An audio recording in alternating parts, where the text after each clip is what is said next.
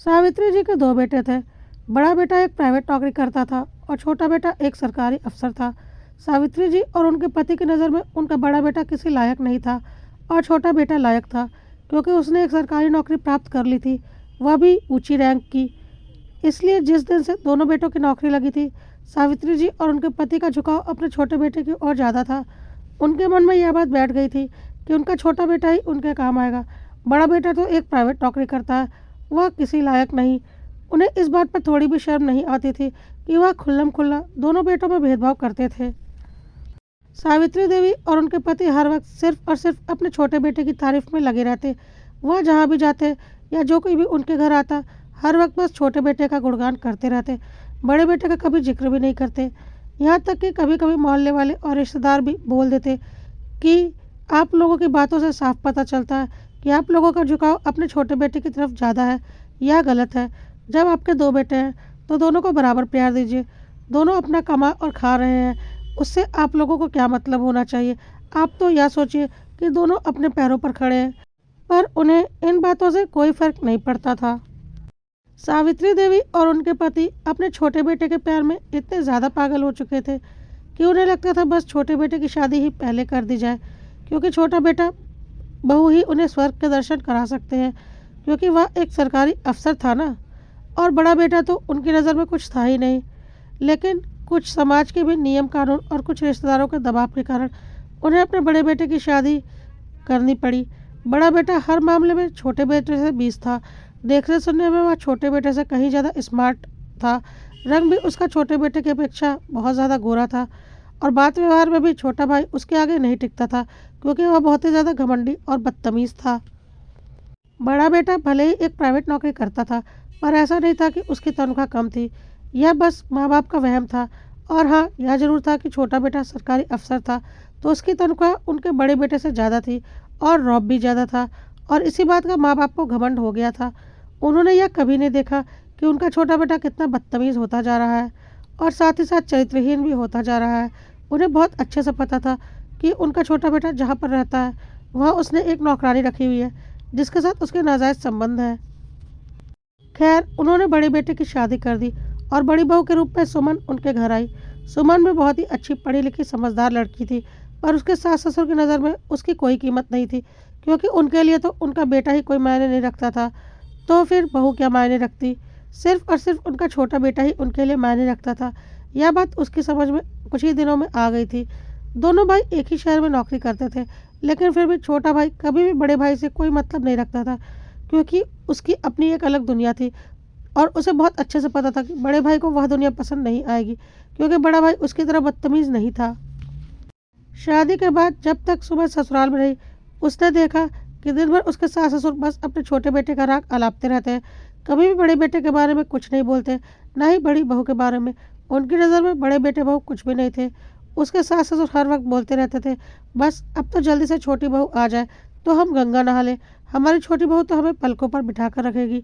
और पता नहीं क्या क्या, जो कि अभी आई भी नहीं थी, उसके गुणगान किया करते थे। और जो घर में थी, उनके सामने आ चुकी थी, उसकी कोई कद्र ही नहीं थी, बल्कि हर वक्त उसका अपमान किया जाता था।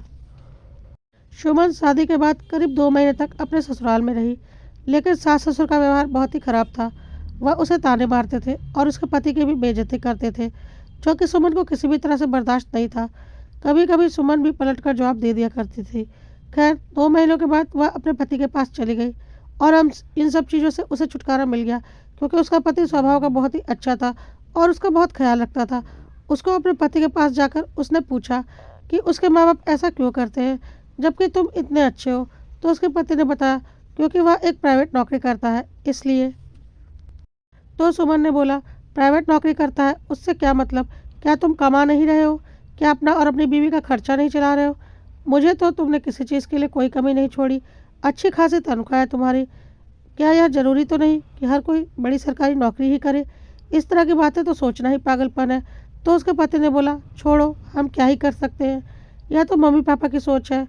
सुमन ने भी बोला, हाँ छोड़ो, मुझे उनके बारे में कोई बात भी नहीं करनी, क्योंकि वैसे भी जब तक मैं वहाँ पर थी उन लोगों ने मुझे दुख देने में कोई कमी नहीं छोड़ी और वह दोनों खुशी खुशी एक साथ रहने लगे। सुमन की शादी के बाद उसके सास ससुर अपने छोटे बेटे की शादी खोजने लगे।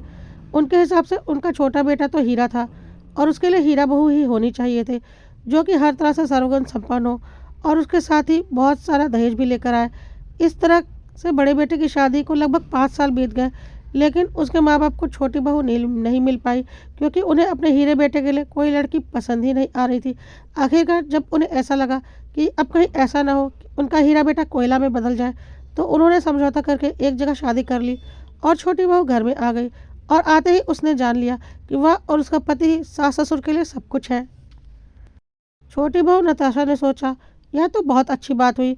अब तो वह जो चाहेगी वही इस घर में होगा, क्योंकि सास-ससुर तो उसके पति के गुलाम हैं और सिर्फ उसके पति के बारे में ही सोचते हैं, साथ ही साथ उसके बारे में। इधर बड़ी बहू सुमन इतने दिनों से यह जान चुकी थी कि उसके देवर का अपनी नौकरानी के साथ नाजायज़ संबंध है, और वह सोचती थी कि जब उसकी बीवी आएगी तो क्या तमाशा होगा। लेकिन उसे क्या, सब अपने-अपने में मस्त थे। उसने भी सोचा वह जाने और उसका काम जाने। बड़े बेटा-बहू कभी-कभी माँ-बाप के पास जाते थे, तो उनका 1 हफ्ता भी रहना माँ-बाप को भारी लगने लगता था, क्योंकि माँ-बाप तो सिर्फ छोटे बेटे-बहू से ही लगाव था। इसलिए उन्होंने घर जाना भी काफ़ी कम कर रखा था। छोटे बेटे-बहू की शादी के बाद माँ-बाप ने सोचा कि अब हम लोगों की ज़िम्मेदारी भी पूरी हो चुकी है। दोनों बेटे क्योंकि एक ही शहर में रहते हैं, तो क्यों ना हम लोग भी वहीं शिफ्ट हो जाएँ।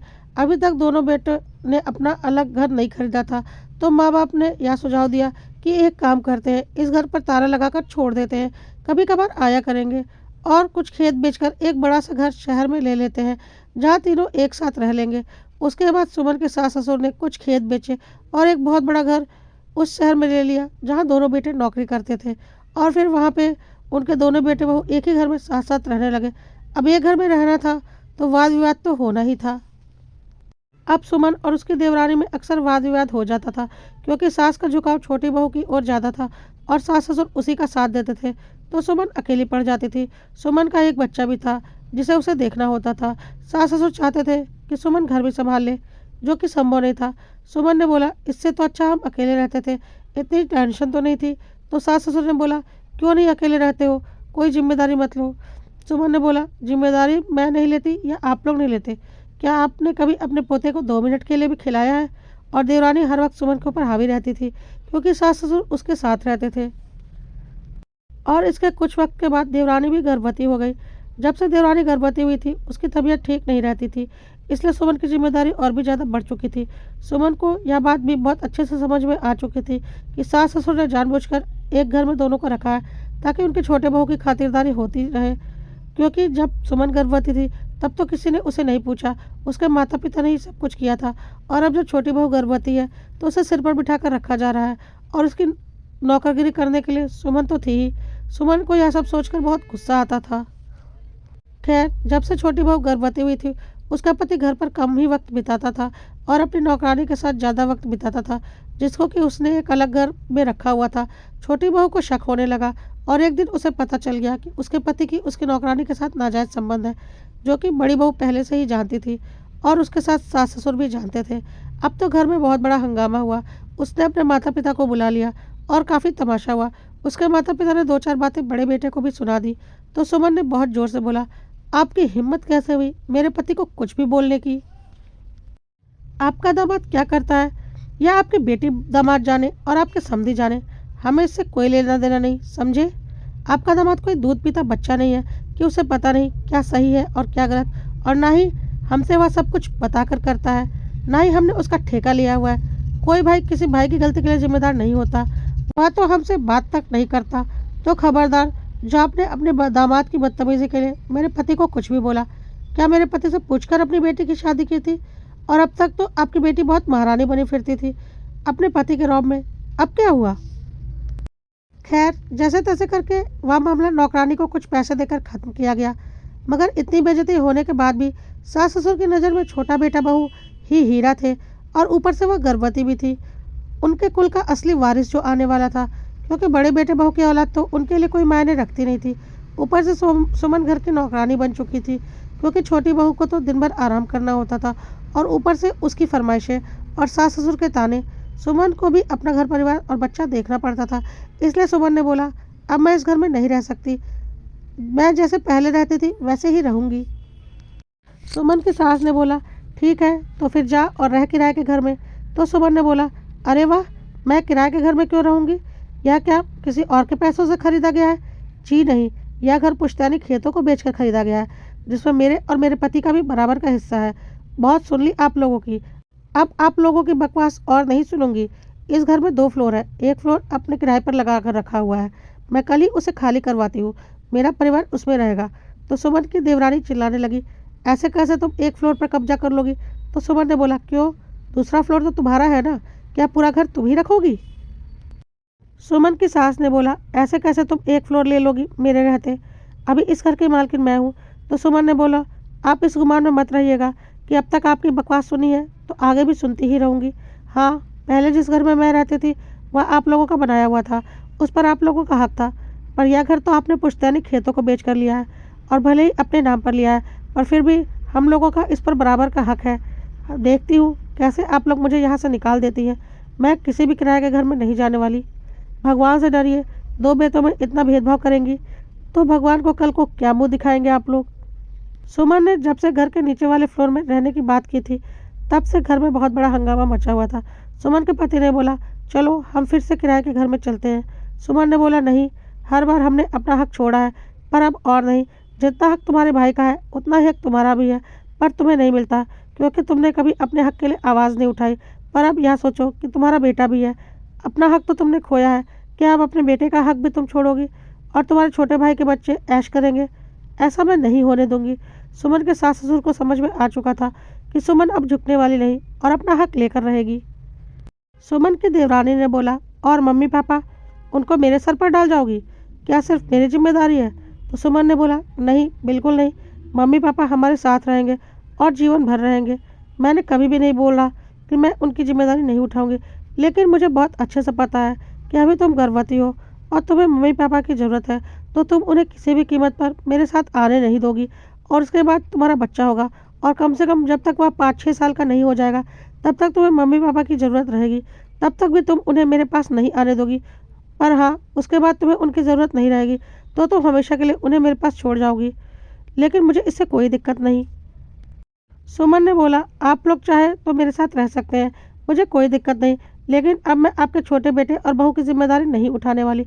मेरी जिम्मेदारी किसने उठाई थी गर्भावस्था में? किसी ने भी नहीं। और मैं आपका बड़ा बेटा नहीं हूँ जो आपके हर गलत बात को, अत्याचार को सहती रहूँ। सुमन के सास ससुर ने बोला, नहीं, हम तुम्हारे साथ नहीं जाएंगे। और देवरानी ने भी बोला, जी नहीं, मम्मी पापा मेरे साथ रहेंगे। सुमन ने बोला, वह तो मुझे पता ही है, मम्मी पापा तो बस इसी गुमान में है कि तुम और देवर जी जिंदगी भर उनका ख्याल रखोगे, पर असलियत तुम भी जानती हो और मैं भी। तुम्हें अभी 4-5 सालों तक इनकी ज़रूरत है, तब तक तुम इन्हें रखोगी।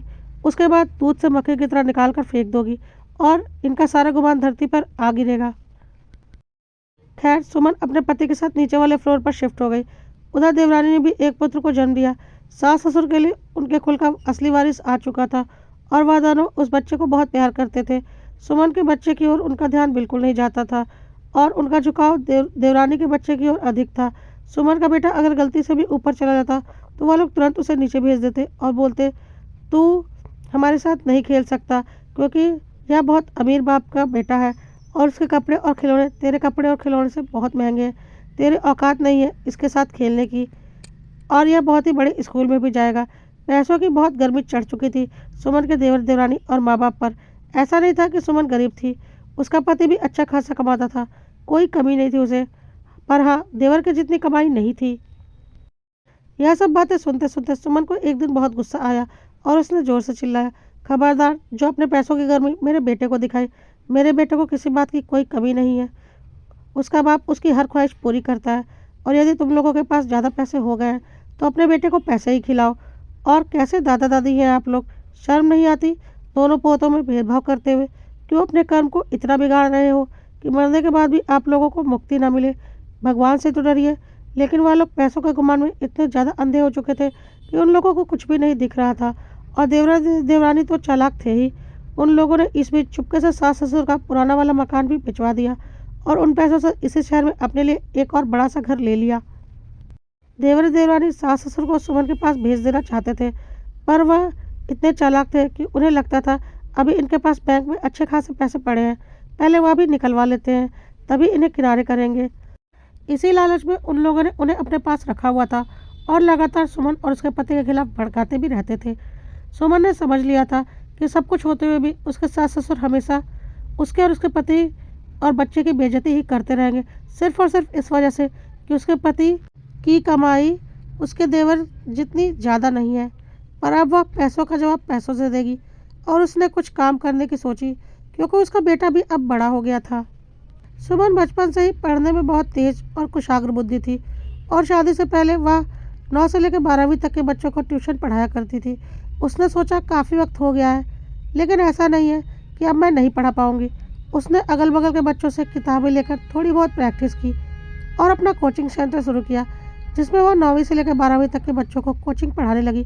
शुरू में तो कुछ कम बच्चे आए और सास और देवरानी हंसती भी थी कि वाह, अब यह बच्चों को ट्यूशन पढ़ाएगी, देखते हैं कौन आता है इस जाहिल के पास। लेकिन सुमन इतना अच्छा पढ़ाती थी कि धीरे धीरे बच्चे बढ़ने लगे और 2 साल बीतते बीतते अच्छे खासे बच्चों की तादाद हो गई और सुमन को जगह कम पड़ने लगी। सुमन ने पास में ही एक पूरी बिल्डिंग किराए पर ले ली और उसमें अपना कोचिंग सेंटर बना लिया, क्योंकि सुमन का कोचिंग बहुत तेज़ी से आगे बढ़ रहा था और उसकी अच्छी कमाई हो रही थी। तो फिर जल्दी उसने वह पूरी बिल्डिंग खरीद ली और देखते ही देखते सुमन का कोचिंग सेंटर उस शहर का सबसे बड़ा कोचिंग सेंटर बन चुका था। सुमन ने काफ़ी सारे टीचर भी रख लिए थे। सुमन के कोचिंग सेंटर में एडमिशन के लिए लोग मुँहमांगी कीमत देने को तैयार रहते थे। सुमन की दिन दोगुनी रात चौगुनी तरक्की हो रही थी। सुमन का पति भी अब अपनी नौकरी छोड़कर सुमन के साथ उसके बिजनेस में इन्वॉल्व हो चुका था, क्योंकि सुमन से अकेले वह नहीं संभल रहा था। सुमन के सास ससुर और देवर देवरानी यह सब देखकर काफ़ी जल भुन रहे थे। इसी तरह से करीब 10 वर्ष का वक्त बीत गया। सुमन का बेटा अब दूसरे शहर में कॉलेज में हॉस्टल में रहकर मेडिकल की पढ़ाई कर रहा था। सुमन का बिजनेस अच्छा खासा चल रहा था और सुमन के पास पैसों की कोई कमी नहीं थी, बल्कि उसके देवर से कहीं ज़्यादा पैसे सुमन के पास आ चुके थे। और यह बात सुमन के सास ससुर और देवर देवरानी को भी बहुत अच्छे से पता थी। सुमन के सास ससुर को लगता था कि बस उनका छोटा बेटा ही पैसे कमा सकता है, बड़े बेटे बहू जिंदगी भर कभी भी इतने पैसे नहीं कमा सकते। लेकिन सुमन ने उनका यह गुमान तोड़ दिया था। उधर सुमन के देवर देवरानी अब तक सास ससुर को पूरी तरह से खाली कर चुके थे। उनके पास छोटे बेटे बहू को देने के लिए अब कुछ भी नहीं बचा था। उन लोगों ने अब साफ साफ बोल दिया, अब आप हमारे साथ नहीं रह सकते। सुमन के सास ससुर ने बोला, यह कैसी बातें कर रहे हो, हम लोग यहाँ नहीं रहेंगे तो कहाँ रहेंगे। तो सुमन के देवर बेशर्मी से बोला, क्यों, क्या मैं आप लोगों का अकेला बेटा हूँ? एक बड़ा बेटा भी तो है आप लोगों का, उसके पास जाकर रहिए। क्या मैंने आप लोगों का ठेका ले रखा है ज़िंदगी भर रखने का? तो सुमन के सास ससुर ने बोला, लेकिन उसके पास कैसे जाकर रहे हम लोग? हमने तो अपना सब कुछ तुम्हारे नाम कर दिया है, वह भी उससे छुपा कर। हमारे पास जितना भी बैंक बैलेंस था, हमारा घर, सब कुछ बेचकर तुम्हें दे दिया है, और अब तुम कह रहे हो कि हम बड़े बेटे के पास जाकर रहें। यह कैसे हो सकता है? जब सब कुछ तुम्हें दिया है, वह भी बेईमानी से, तो रहेंगे भी तो तुम्हारे पास ना, क्योंकि तुम हमारे लाडले हो और हमने तुम्हें शुरू से ही ज़्यादा प्यार दिया है। आज तुम ऐसी बातें कैसे बोल सकते हो? सुमन की देवरानी ने बोला, अपनी यह फालतू की बकवास अपने पास रखिए। आप लोग हमारे किसी काम के नहीं हैं। हमारा बेटा भी अब बड़ा हो चुका है, आपकी सारी संपत्ति भी हमारे पास आ चुकी है। शरीर से आप लोग किसी लायक बचे नहीं हैं। आप हमारा क्या करेंगे? अब तो हमें आपका करना पड़ेगा, और हम इतने पागल तो हैं नहीं कि अपने सर पर फालतू का बोझ ला दें। इतने सालों तक आपको रख लिया, अब कुछ साल अपने बड़े बेटे बहू के पास जाकर रहिए और यहाँ वापस आने की कोशिश मत कीजिएगा, क्योंकि यह घर भी हमने अपने नाम करवा लिया है। आपके बड़े बेटे बहू ने नया घर तो ले ही लिया है, जाकर उनके साथ आराम से रहिए। उनके पास तो अब पैसों की भी कोई कमी नहीं है, बल्कि मुझसे कहीं ज़्यादा पैसे हैं। सुमन के सास ससुर के पास अब कोई चारा नहीं बचा था। उन्होंने अपने छोटे बेटे की तरफ देखा तो उसने अपने बेटे से कहा, जाकर अपने दादा दादी को अपने ताऊ जी के घर पर छोड़ दो। और उसका बेटा खींचता हुआ दादा दादी को घर से बाहर ले गया। यह वही पोता था जिसके लिए उन्होंने अपने बड़े पोते पर कभी ध्यान नहीं दिया था, और अब वह उन्हें धक्का देकर अपने घर से खींचकर ले जा रहा था। यही संस्कार मिले थे उसे, और मिलने ही थे, क्योंकि उसके दादा दादी और माँ बाप ने यह संस्कार उसके अंदर डाले थे। और दूसरी तरफ सुमन का बेटा था, जो कि हर तरह से काबिल था और डॉक्टरी की पढ़ाई कर रहा था। सुमन के सास ससुर अब उसके घर आ चुके थे। सुमन ने बोला, क्यों, जो मैंने बोला था वह सही निकला ना? अब आप उनके काम के नहीं रहे तो हमारे पास फेंक दिया ना? खैर कोई बात नहीं, हम लोग आपके छोटे बेटे बहू या आप लोगों जितने बुरे नहीं हैं। खैर आप लोगों ने जो भी किया, पर हमारा फ़र्ज अपने माँ बाप की सेवा करना है, तो आप लोग यहाँ आराम से रह सकते हैं। लेकिन यदि यह सोचेंगे कि इससे मेरे मन में आप लोगों के लिए इज्जत आ जाएगी, तो यह कभी नहीं होगा। आप लोगों ने जो हमारे साथ किया है वह हम कभी नहीं भूल पाएंगे। हाँ, लेकिन आप लोगों को यहाँ किसी प्रकार की कोई कमी नहीं होगी, इस बात की गारंटी लेते हैं। और सुमन के सास ससुर वहाँ आराम से रहने लगे। कुछ दिनों के बाद उन्होंने सुमन को बताया कि किस तरह से उनके छोटे बेटे बहू ने उनका सब कुछ हड़प लिया और अपने नाम करवा लिया है। सुमन ने बोला, यह सब आपके कर्मों का फल है, आपके मन में बेईमानी थी तभी ऐसा हुआ। उन लोगों ने हड़प नहीं लिया, बल्कि आप लोगों ने अपने बड़े बेटे बहू का हिस्सा हड़प कर उन लोगों के नाम कर दिया। आखिर उन लोगों ने कनपट्टी पर बंदूक रखवा कर तो सारे कागजात अपने नाम नहीं करवाए होंगे।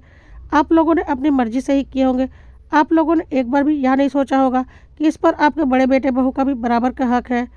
तो बेईमानी तो आप लोगों ने की है, वह तो दूसरे नंबर पर आते हैं। तो सुमन के सास ससुर ने बोला, हाँ, हम जानते हैं हमसे गलती हुई है और हमने तुम लोगों के साथ नाइंसाफ़ी की है, पर अब हम अपने छोटे बेटे बहू को सबक सिखाना चाहते हैं।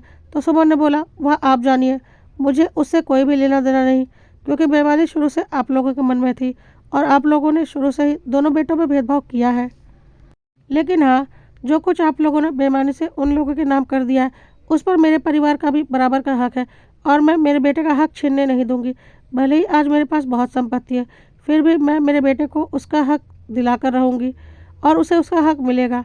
इसलिए नहीं कि उन लोगों ने आपके साथ गलत किया है, आपके सारे पैसे लेकर आपको किनारे कर दिया, बल्कि इसलिए कि उन लोगों ने मेरे बेटे का हक मारा है और मैं मेरे बेटे का हक उसे दिलवा कर रहूँगी। कहकर सुमन ने कुछ लोगों को फ़ोन लगाया और कुछ समझाया और बोला, जल्द से जल्द मुझे सारे कागजात चाहिए। और अपने सास ससुर से बोला, अब अच्छा लग रहा है आप लोगों को, जब आप लोगों को आप लोगों के कर्मों की सज़ा मिल रही है।